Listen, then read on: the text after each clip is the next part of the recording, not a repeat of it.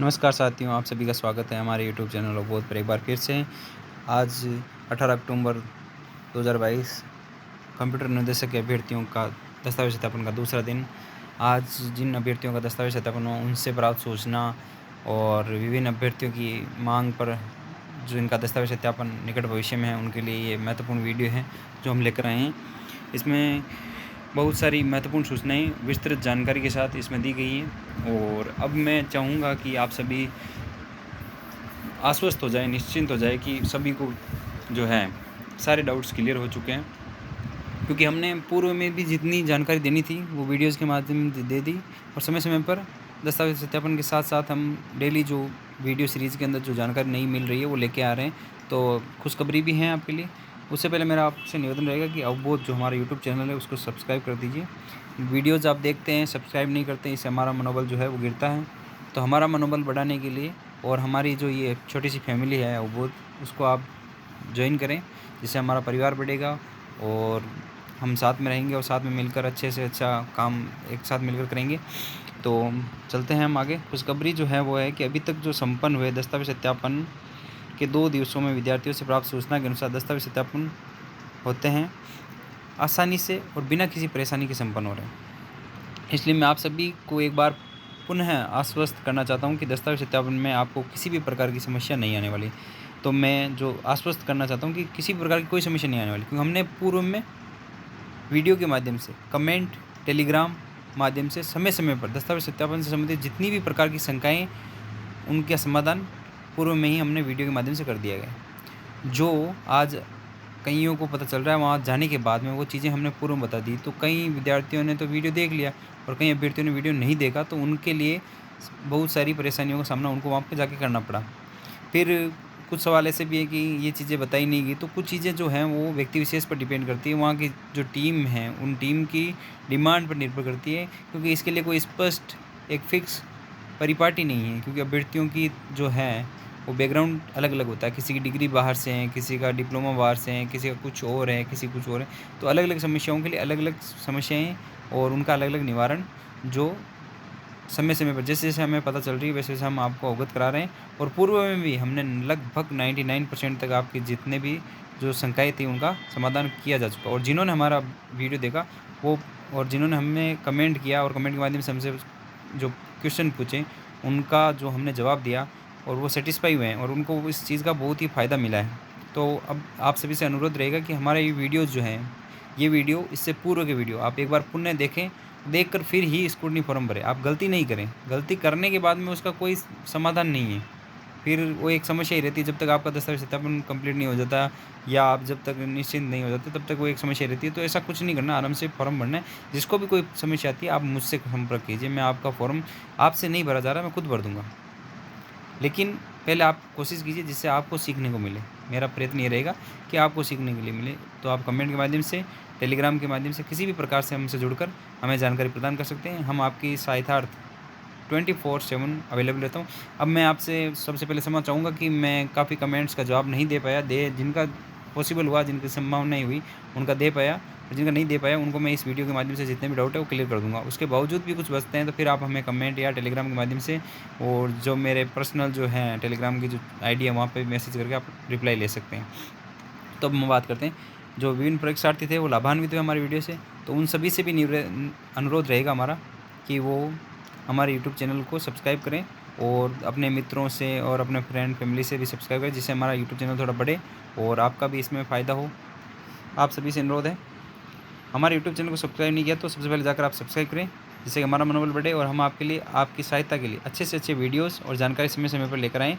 जिन परीक्षार्थियों को इस भर्ती में चयन हो गया है उन्हें किसी भी तरीके से बाहर नहीं किया जाएगा। ये मैं आपको 100% गारंटी लेकर कहता हूँ कि जिन परीक्षार्थियों का इस भर्ती में चयन हो गया उन्हें किसी भी तरीके से बाहर नहीं किया जाएगा, बशर्ते उनके पास जो शैक्षणिक योग्यता के प्रमाण पत्र हैं वो वास्तविक होने चाहिए, किसी भी प्रकार के फर्जी नहीं होने चाहिए। यदि शैक्षणिक योग्यता के प्रमाण पत्र वास्तविक है और छोटी समस्या जो आएगी, आती हैं और आएगी, उनका कोई प्रभाव नहीं पड़ेगा। मान लिया जाए कि आपके दस्तावेज़ों में कोई कमी आती है तो इसमें घबराने की कोई आवश्यकता नहीं है। उसका समाधान भी दस्तावेज सत्यापन टीम अथवा बोर्ड द्वारा आपको समय पर उपलब्ध कराया जाएगा और उसका समाधान कैसे किया जा सकता है उसका रास्ता भी आपको बताया जाएगा। बोर्ड एवं दस्तावेज सत्यापन टीम स्वयं भी यही चाहते हैं कि किसी भी अभ्यर्थी के दस्तावेज सत्यापन में कोई समस्या नहीं है, सरलतापूर्वक संपन्न हो जाए। अगर मान लो आपकी समस्या आ भी जाती है तो आपको एक समय दिया जाएगा, उस समय अवधि में उस समस्या को या उस कमी को आपको पूर्ण करना होगा, और करने के बाद में आपको जब बोर्ड सेटिस्फाई हो जाएगा आपके दस्तावेज सत्यापन से या किसी प्रकार की कमी नहीं रहेगी, तो आपको वैलिड किया जाएगा, उसमें कोई दिक्कत ही नहीं, आपको कंसिडर कर लिया जाएगा।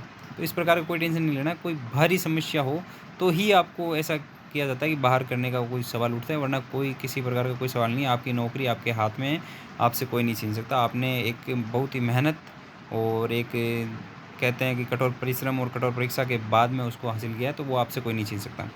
अब हम बात करते हैं 18 अक्टूबर वाले अभ्यर्थियों से प्राप्त सूचना के अनुसार एक बार और समस्त दस्तावेजों की जानकारी में एक बार पुनः सबसे आपको ये वीडियो थोड़ा बड़ा हो जाएगा, देखने में भी परेशानी होगी, लेकिन आपको एक बार शांति से पूरा वीडियो देखना समझना, जिससे कि आने वाले समय में जिनका भी दस्तावेज सत्यापन उनको कोई डाउट नहीं रहे। मैं आपके लिए मेहनत करके बना रहा हूँ, क्योंकि ताकि किसी को भी किसी प्रकार का डाउट नहीं है। सभी के कमेंट्स का मैं रिप्लाई नहीं दे पा रहा हूँ, कोशिश कर रहा हूँ कि 100% मैं रिप्लाई दूँ, लेकिन जिनका भी नहीं दे पा रहा हूँ तो उनके लिए ये वीडियोज़ काम आएंगे। और आप ऐसा नहीं हो कि स्किप कर दो, क्योंकि वीडियोज़ बहुत सारे हैं, उनको आप देख नहीं पाते हो। तो एक बार मेरा ज़रूर देखें आप वीडियो, और देखकर आप पता करें कि हाँ किस प्रकार से जो हमें समझाया गया है, क्या ये वाकई में कुछ हमें फ़ायदेमंद है कि नहीं है, वो आपको पता चल जाएगा। जब आप दस्तावेज सत्यापन करके आओगे ना तो आपको पता चल जाएगा।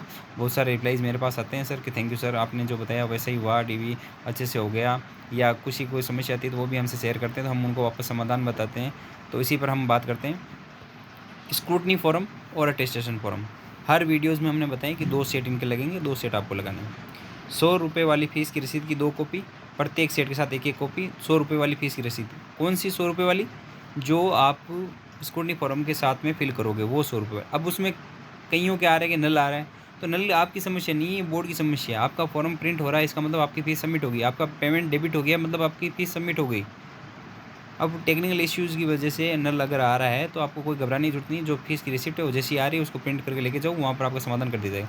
कुछ कह रहे हैं कि पोस्टल ऑर्डर लेके जाओ, तो ऐसा आपको कुछ नहीं करना है। पोस्टल ऑर्डर वगैरह आप एक्स्ट्रा में लेके जाओगे तो आपको वहाँ कोई काम में नहीं आएगा, तो फिर आप पछताओगे। इससे अच्छा है कि पोस्टल ऑर्डर लेके जाने की बजाय आपकी जो नल की समस्या आ रही है, आपने पेमेंट कर दिया, डेबिट हो गया, आपका फॉर्म प्रिंट हो गया। फॉर्म प्रिंट हो गया मतलब आपकी फीस सबमिट होगी।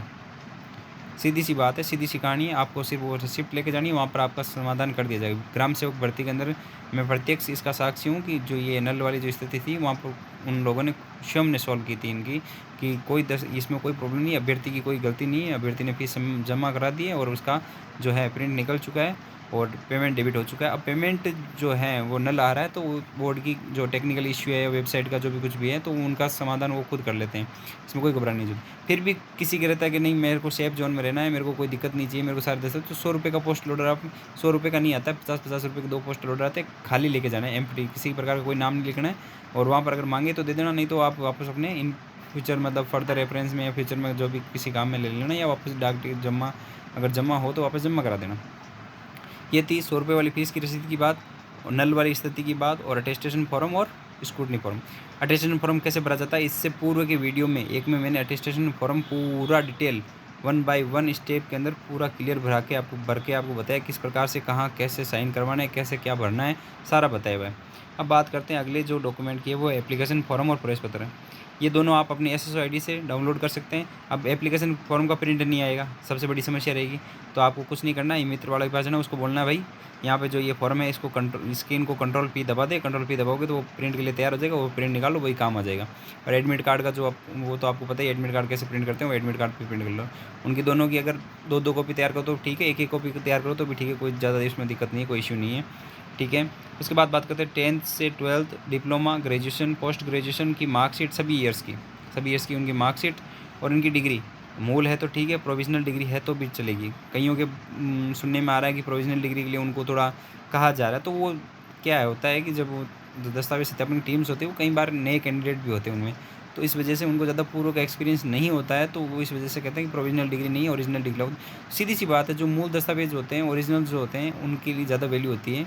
तो सीधी सी बात है, अगर आपको प्रोविजनल के लिए अगर बोला जा रहा है कि प्रोविजनल डिग्री नहीं चलेगी, तो सर कि हमारे साथियों ने भी DV कराया है, या इससे पूर्व भी DV हुआ, उसमें प्रोविजनल डिग्री को मान्य करते हैं सर। उनसे थोड़ा पोलाइटली आप बोलोगे तो वो समझ जाएंगे। और एक कुछ टीमों में प्रॉब्लम आती है, कुछ में नहीं आती, कुछ में कंसिडर कर लिया जाता है। तो प्रोविजनल डिग्री की आपको कोई चिंता नहीं है, आप टेंशन मत लो, वो चल जाएगा। 10th 12th diploma graduation post graduation एक बार फिर बता देता हूँ, सभी ईयर्स की मार्कशीट उनकी सभी की फ़ोटोकॉपी दो फ़ोटोकॉपीज़ पर दोनों सेट के साथ ओरिजिनल भी लेके जाने हैं और उनकी फ़ोटोकॉपीज़ दो मतलब एक दो फ़ोटोकॉपी प्रत्येक डॉक्यूमेंट कर लो और एक लगा दो प्रत्येक सेट के साथ, ठीक है। और डिग्री की भी और मार्कशीट की भी, मूल डिग्री है तो मूल डिग्री की, प्रोविज़नल है तो प्रोविज़नल की, ये चीज़ें क्लियर होगी। उसके बाद चलते जाति प्रमाण पत्र। जाति प्रमाण पत्र बहुत बड़ा इशू था जिसको गवर्नमेंट ने बहुत अच्छे से समाधान कर दिया है कि दस्तावेज सत्यापन में जाति प्रमाण पत्र के लिए जो नया हो या पुराना हो उसके लिए किसी भी प्रकार से अभ्यर्थी को वंचित नहीं किया जाएगा, नहीं उसको प्रोविज़नल किया जाएगा। बोर्ड के मार्गदर्शन पर सरकार ने स्पष्ट क्लियर आदेश तक जारी कर दिए हैं। तो आपको निश्चिंत रहना चाहिए, जाति प्रमाण पत्र चाहे किसी भी वर्ग का हो, SC ST OBC general EWS किसी भी प्रकार का हो, जाति प्रमाण में कोई दिक्कत नहीं है। तो जाति प्रमाण की बात कर लूँ, SC ST जीवन पर्यंत चलता है। किसी के पास ओल्ड है, डिजिटल नहीं है, तो सबसे पहले प्रायोरिटी किसको देगा? ओल्ड वाले को देगा। अगर नया बनाया हुआ है तो नया वाला अपलोड कर दो, लेकिन ओल्ड वाला भी आप साथ में लेके जाओगे। ये SC ST के लिए बात है क्योंकि उनके ओल्ड की ज़्यादा वैल्यू न्यू की बजाय। और अगर OBC और EWS है जिनके पास न्यू है तो न्यू वाला लगा दे और उसके साथ एफिडेविट लगा दे। और उनके पास अगर OBC और EWS के पास पुराना है और 1 साल से अधिक का पुराना है तो भी अब उनको एफिडेविट लगाना है। पुराना है 1 साल से अधिक पुराना है तो एफिडेविट लगाना है, और नया है तो एफिडेविट तो लगाना ही है।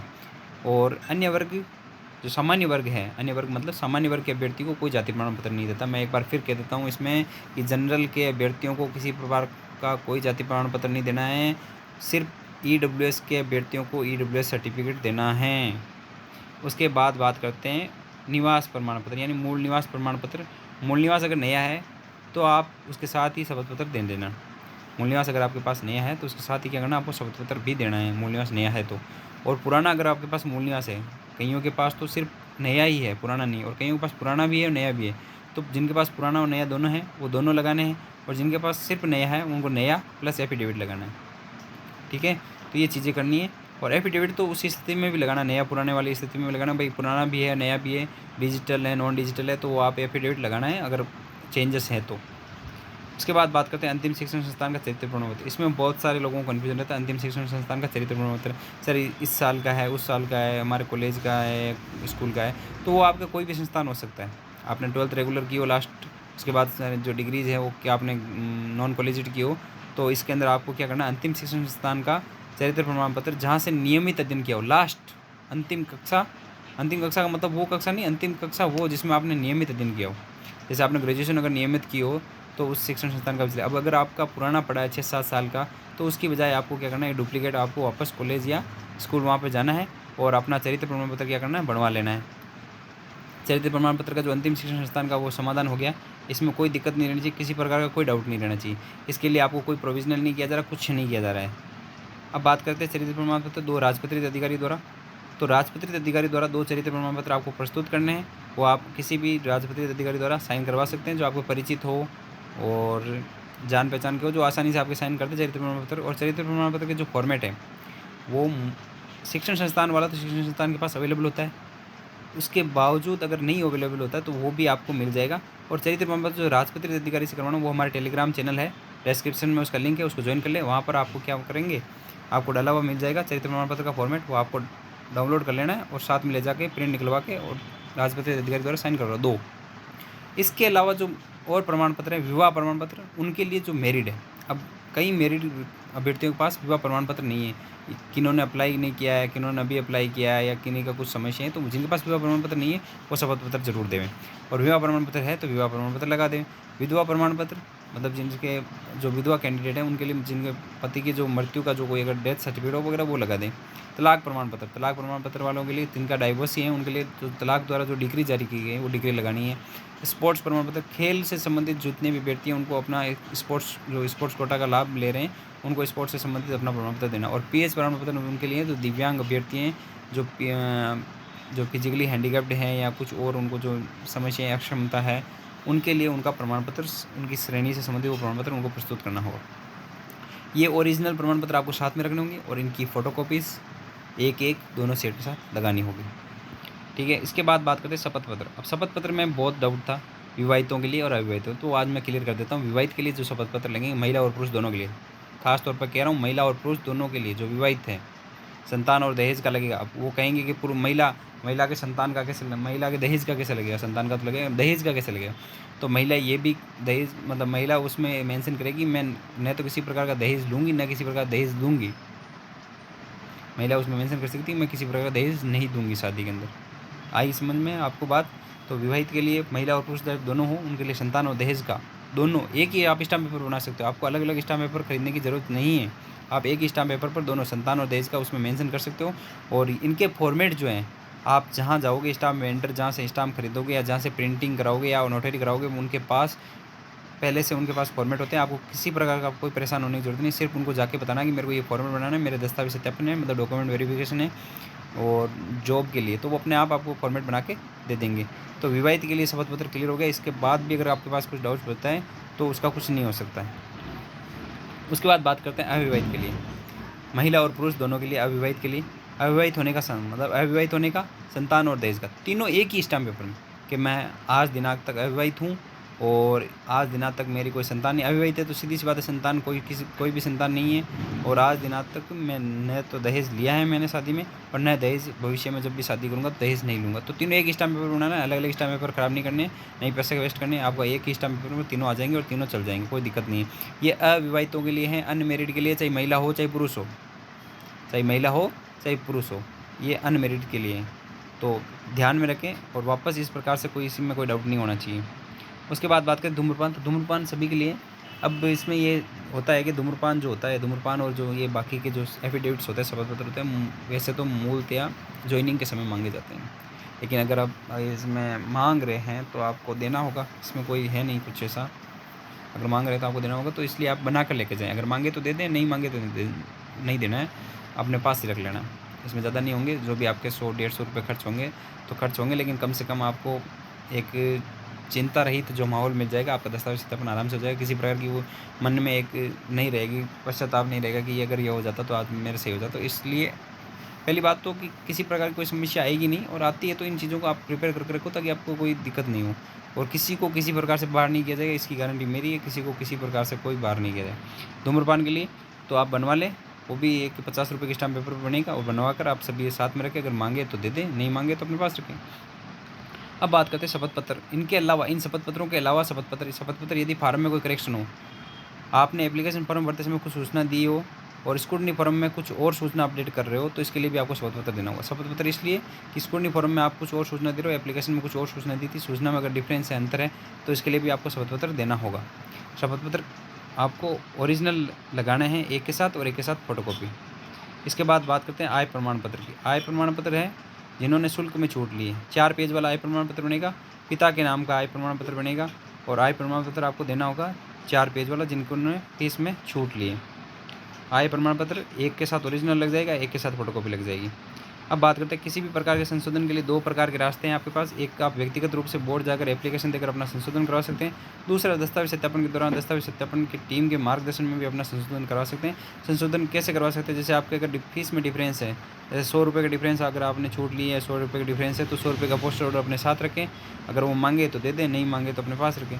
और एप्लीकेशन आप लिख लें कि इस प्रकार से मेरे ये संशोधन है और गलती से एप्लीकेशन फॉर्म भरते समय भर दिया गया, और मैं इसको इस तरह से सुधार करना चाहता हूँ, और ये मेरी सही सूचना है। तो ये चीज़ें बोर्ड और अभ्यर्थी से हमें सूचना जो प्राप्त हुई उस सूचना के अनुसार है। ऐसे नहीं मैं मन से बता रहा हूँ, अभ्यर्थी द्वारा बोर्ड जाकर जो सूचना प्राप्त की गई वो सूचना है, और बोर्ड से वापस जो जवाब दिया गया वो भी सूचना इसमें शामिल है। ये वो सूचनाएँ जो सारी है ऑथेंटिक और प्रमाणिक सूचनाएँ हैं। अब सभी दस्तावेजों के 2 सेट तैयार करने हैं, एक स्क्रूटनी फॉर्म, एक अटेस्टेशन फॉर्म, साथ में 2 कॉपी फीस की रसीद की, एजुकेशन क्वालिफिकेशन संबंधी सभी दस्तावेजों की एक कॉपी दोनों सेट के अंदर। एक सेट के साथ तीनों चरित्र प्रमाण पत्र ओरिजिनल, और दूसरे सेट के साथ तीनों फोटोकॉपी लगानी है। शपथ पत्र किसी भी प्रकार का एक सेट के साथ ओरिजिनल, दूसरे सेट के साथ फोटोकॉपी लगाएं। किसी भी प्रकार की समस्या अगर आती है तो उसके समाधान के लिए आप विनम्रता से दस्तावेज सत्यापन की टीम से बात करें, वो आपका हर संभव समाधान करेंगे, सहायता करेंगे। दस्तावेज सत्यापन जो होगा वो मात्र 5 से 10 मिनट की कार्यवाही, जिसमें आप आराम से दस्तावेज सत्यापन करा सकते हैं। इस प्रकार से आराम से जो भी दस्तावेज हैं वो लेके जाएं, आराम से अपना दस्तावेज सत्यापन करें। महत्वपूर्ण चीज़ ये है कि कोई भी दस्तावेज सत्यापन नहीं लगाने से बचें। जितने दस्तावेज है उतने सारे आप लगा दीजिए। ऐसे नहीं हो लेके जाएं और वहाँ नहीं लगा पाएँ, फिर आप कहीं मैंने वो दस्तावेज नहीं लगाए। इसलिए वहाँ पर आप किसी भी प्रकार की दूसरी अन्य एक्टिविटी में ध्यान न देकर सिर्फ अपने दस्तावेज सत्यापन को फोकस करें और दिमाग में रखें कि एक नहीं 2 बार अपना दस्तावेज सत्यापन का जो फॉर्म या सेट जो बना रखे वो चेक कर लें और उसमें सारी फ़ोटोकॉपीज़ लगा दें। वो जो फिक्स फ़ोटोकॉपीज़ बताएंगे उनके अलावा भी आपके पास अगर कोई एक्स्ट्रा है और आपका मन कह रहा है कि ये मैं लगा दूँ तो वो लगा दें। चैनल को सब्सक्राइब करें, वीडियो को लाइक करें, शेयर करें और डिस्क्रिप्शन में जो टेलीग्राम चैनल का लिंक है उसे ज़रूर ज्वाइन करें। एक बार फिर मेरा आपसे अनुरोध रहेगा कि चैनल को सब्सक्राइब करें। कई लोग जो है सिर्फ वीडियोस देख लेते हैं, तो उन सभी से मेरा निवेदन है वीडियोस देखें, जिससे अगर आप लाभान्वित हो रहे हैं, आपको किसी प्रकार की सूचना मिल रही है, तो आप चैनल को सब्सक्राइब ज़रूर करें, जिससे कि निकट भविष्य में आने वाले समय में किसी भी प्रकार की अगर कोई जो अपडेट होगी या सूचना होगी वो आप तक हमारे चैनल के माध्यम से तय समय में और सबसे पहले आपको पहुंचाई जाएगी। तो वीडियो देखने के लिए धन्यवाद। जय हिंद, जय भारत।